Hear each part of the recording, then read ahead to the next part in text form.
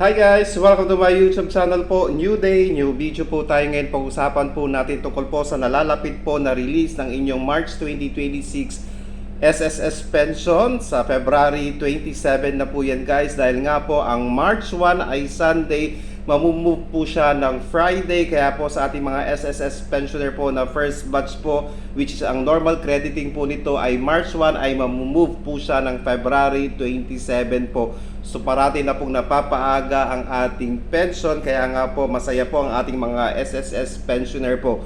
Ulitin po natin, February 27 po, makukuha nyo na po ang inyong March 2026 monthly pension. Yay! At syempre po, wag po natin kalimutang mag-comply pa rin po ng ACOP or Annual Confirmation of Pensioner po hanggang katapusan na lang po ito ng Pebrero para hindi po masuspend ang inyong monthly pension po.